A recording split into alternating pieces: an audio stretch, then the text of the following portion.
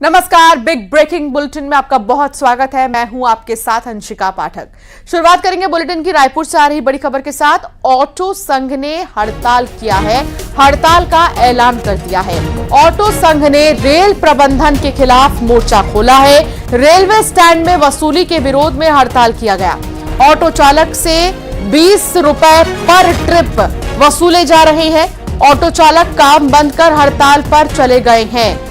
Auto चालकों में गुस्सा है, आक्रोश है और अब उनका विरोध यहां पर दिखाई दे रहा है, उनका आक्रोश यहां पर दिखाई दे रहा है। हड़ताल के जरिए वो अपनी मांगों को रख रहे हैं। दरअसल होता ये है कि वसूली की जा रही है रेलवे स्टैंड पर। ऑटो चालकों से 20 रुपए लिए जाते हैं प्रति टिप।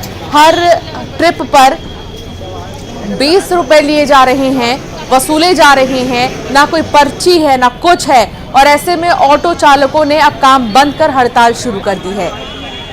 रेल प्रबंधन की एक बार फिर मनमानी सामने आई है और आप देख सकते हैं कि रायपुर रेलवे स्टेशन में 400 से अधिक जो ऑटो चालक है वो अचानक हड़ताल पर चले गए हैं। हम सीधा उनसे ही बात करेंगे। यहाँ पर अध्यक्ष जी हैं, आप बताएंगे क्या समस्या हो गई आपको?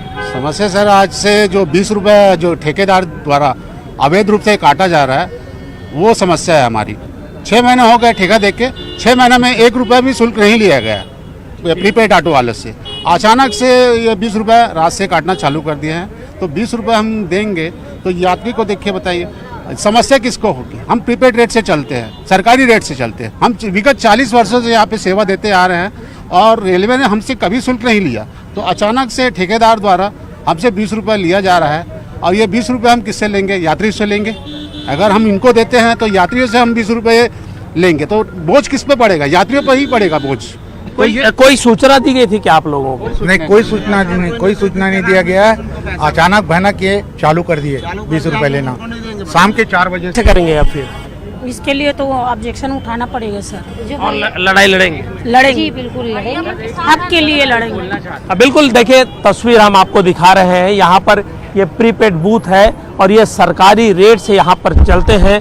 500 से अधिक जो ऑटो है और आप देखिए उनके अब जो पहिए हैं वो थम से गए हैं और आम यात्रियों को काफ़ी परेशानियों का सामना करना पड़ेगा, क्योंकि अगर बाहर से अगर कोई ऑटो आता है तो मनमाने रेट वसूला जाता है, लेकिन ये प्रीपेड बूथ है। लेकिन आश्चर्य की बात यही है कि रेल प्रबंधन यहाँ के आम जनता के सुविधाओं के लिए रेलवे स्टेशन का विस्तार किया जा रहा है, लेकिन अचानक इस तरह से कभी ऑटो पर ताला जड़ दिया जाता है ठेकेदार द्वारा, तो कभी अचानक से हर ट्रिप पर 20 रुपए की वसूली की जाती है। सवाल 20 रुपए का नहीं है, सवाल अव्यवस्था का है, सवाल जो इस तरह से इलीगल जो काम हो रहे हैं उसका है। सबसे बड़ी बात तो यही कही जा सकती है कि आखिर रेलवे प्रबंधन ऐसे मनमानी पर या फिर ऐसे जो भर्राशाही पर अंकुश क्यों नहीं लगा पा रहा है। कैमरा पर्सन एम नवीन के साथ युगल तिवारी, न्यूज 18 रायपुर, छत्तीसगढ़। बस्तर में रेत चोरी का एक अनोखा मामला सामने आया है। रेत माफिया ने नदी से अवैध रेत की चोरी की बड़ी घटना को अंजाम दिया। जब न्यूज 18 ने इस खबर को प्राथमिकता से दिखाया तो प्रशासन हरकत में आ गया। चोरी हुई रेत को कब्जे में लिया गया और सरपंच को अवैध रेत की जिम्मेदारी सौंपी गई। लेकिन रेत माफिया इतने शातिर निकले कि प्रशासन द्वारा कब्जे में लिए गए अवैध रेत को फिर से उठा ले गए। उधर सरपंच का कहना है कि अब तक रेत माफिया पर कोई कार्रवाई नहीं हुई है। पूरा मामला चितालूर पंचायत का बताया जा रहा है।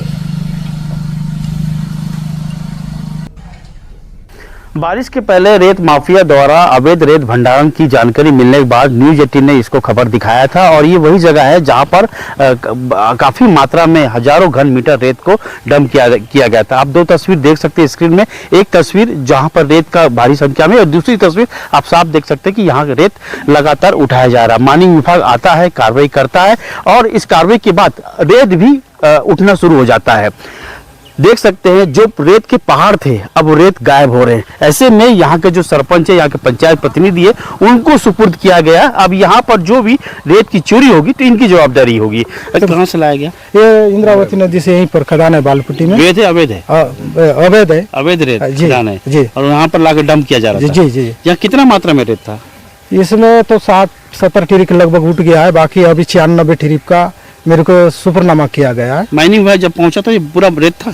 जी मानी गया था, तो कल आए थे तो उतना समय नहीं था ये वाला रेत, रविवार को उठ गया था। वो इन लोग कल 18 तारीख कल हुआ था, वो कल आए थे तो रेत पूरा उठा लिया गया। अरे जी, और अभी जो रेत बचा उसकी सुरक्षा, उसको सुरक्षा पंचायत वाले के सरपंच को दी है। मतलब रेत की अब जो चोरी होगी वो आप पर जाएगा। जी जी जी। तो पहले जो चोरी हो रही थी उसका तो कोई कार्रवाई नहीं हुआ। नहीं हुआ है जी।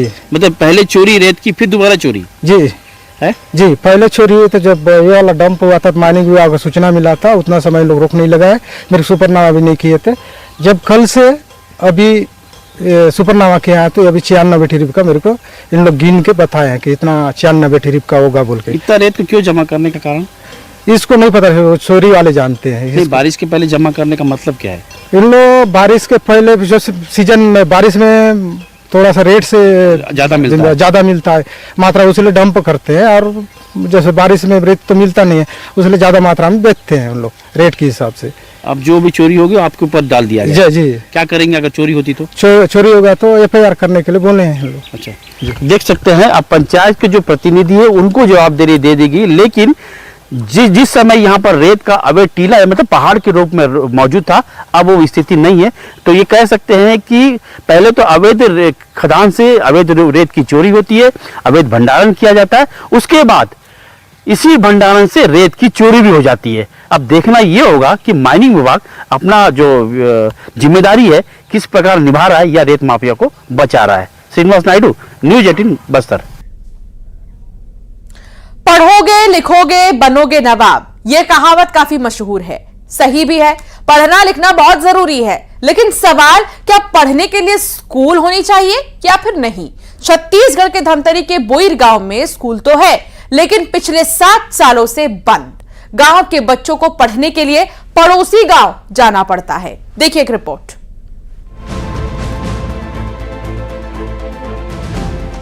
राष्ट्रपति के दत्तक पुत्र से सम्मानित कमारों को आज PM जनमत के तहत समाज की मुख्य धारा में जोड़ने के लिए सरकार कई योजनाएं चला रही है।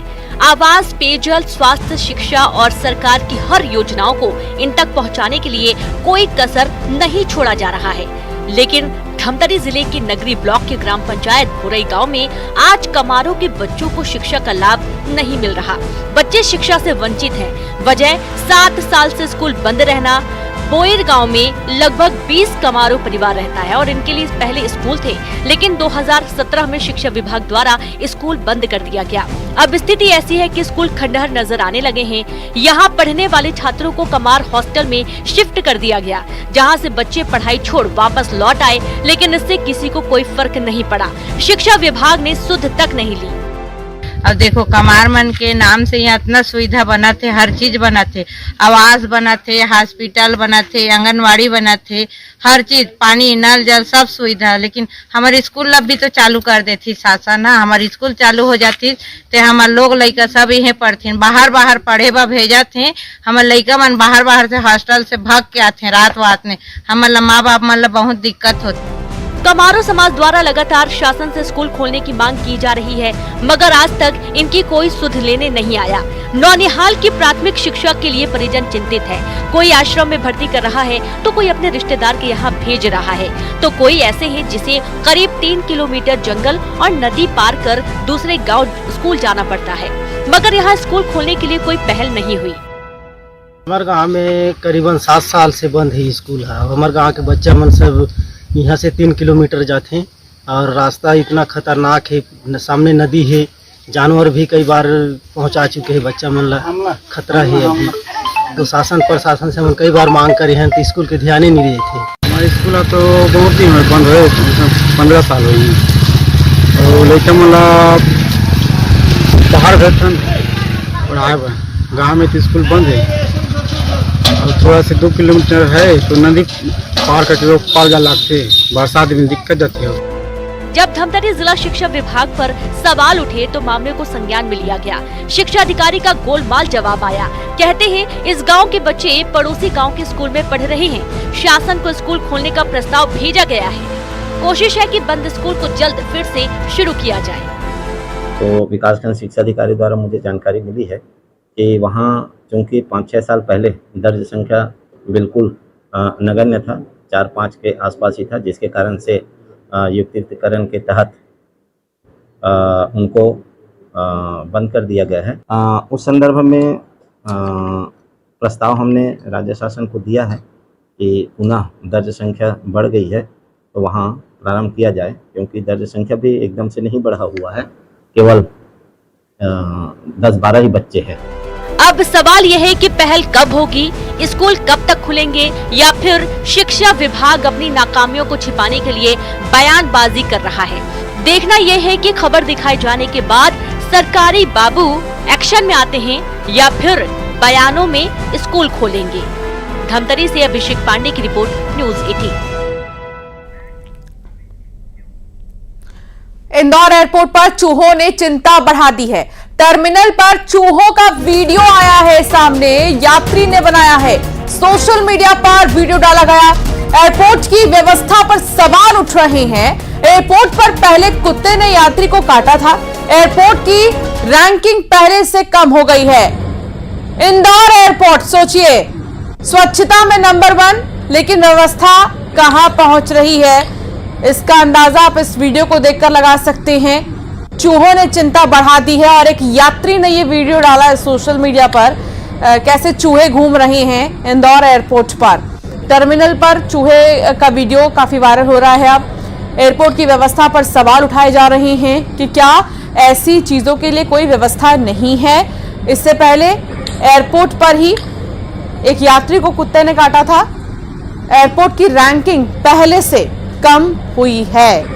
ये इंदौर का एयरपोर्ट है। हालांकि जैसे ही आप एयरपोर्ट पहुंचते हैं उसके बाद आप इंदौर की खूबसूरती और स्वच्छता जरूर देखते होंगे शहर में, लेकिन एयरपोर्ट पर देखिए क्या अभी हालात हैं। चूहे घूम रहे हैं, इससे पहले कुत्ते ने एक यात्री को काट दिया। ऐसी व्यवस्था जिसके चलते अब रैंकिंग कम हो रही है।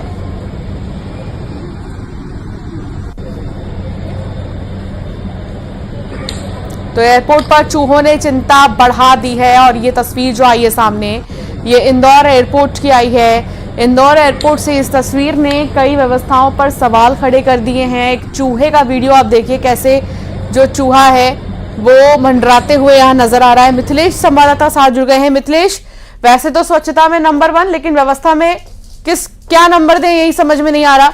वीडियो काफी वायरल हो रहा है। बिल्कुल सही कहा आपने कि जिस यात्री ने ये वीडियो बनाकर एक्स पर पोस्ट किया है, उन्होंने भी ये लिखा है कि इस व्यवस्थाओं को क्या कहे, इस व्यवस्थाओं को कितना अंक दिया जाए। बोले टाइमिंग है अलग अलग क्लोज होने का और रात को सिर्फ मिलता है कॉफी। ये क्या अंतर्राष्ट्रीय एयरपोर्ट है और अंतर्राष्ट्रीय एयरपोर्ट पर चूहे घूम रहे हैं, तो व्यवस्थाओं पर सवाल खड़े होना भी लाजमी है। और लगातार इंदौर जो है एयरपोर्ट की रैंकिंग गिरती जा रही है। और स्वच्छता के पैमाने की बात करें अगर इंदौर एयरपोर्ट की, तो उसके अंक में भी काफी गिरावट देखने को मिली है। यानी स्वच्छता के भी अंक गिर रहे हैं और जो एयरपोर्ट की रैंकिंग है उसमें भी इंदौर जो है पछड़ता जा रहे हैं। लेकिन दूसरी तरफ है जो प्रबंधन है, जो वहाँ के मैनेजर है, इन सब चीजों से पल्ला झाड़ते हुए नजर आ रहे हैं। उनका कहना है कि ठीक है, उस वक्त एक दो चूहे आगे हुए, लेकिन लगातार रखरखाव किया जाता है, इस पर खासा निगरानी की जाती है, व्यवस्थाएं भी बेहतर है। तो लेकिन ये जो वीडियो सामने आया है, अगर किसी भी अंतर्राष्ट्रीय एयरपोर्ट पर और खुले में फूड जोन के आसपास अगर चूहे नजर आए तो कहीं ना कहीं अपने आप में बड़ा सवाल भी उठता है, क्योंकि आप अंतर्राष्ट्रीय एयरपोर्ट है, आपकी रैंकिंग जो है वो हर साल देखी जाती है। आप रैंकिंग है, आपकी रैंकिंग अलग अलग पैमाने है, जिस पैमाने में आपको काम करना पड़ता है। लेकिन कहीं ना कहीं अब इंदौर एयरपोर्ट को लेकर गंभीर सवाल खड़े हो रहा है। और सबसे खास बात है, ये वही एयरपोर्ट है जिसमें कुछ दिन पहले ट्रेवल करने के लिए यात्री जब एयरपोर्ट पर पहुंचते हैं तो उन्हें स्ट्रीट डॉग काट लेता है। यानी कुछ दिन पहले कुत्ते की काटने की खबर इंदौर एयरपोर्ट से सामने आई थी और जिसके बाद गंभीर सवाल खड़े हुए थे कि आवारा कुत्ते इंदौर एयरपोर्ट परिसर में घूम कैसे रहे। और उसके बाद अब इंदौर एयरपोर्ट पर चूहे के घूमते हुए वीडियो जो है वो तेजी से वायरल हो रहा है। बहुत शुक्रिया मिथिलेश जानकारी साझा करने के लिए। मध्य प्रदेश के मुख्यमंत्री डॉक्टर मोहन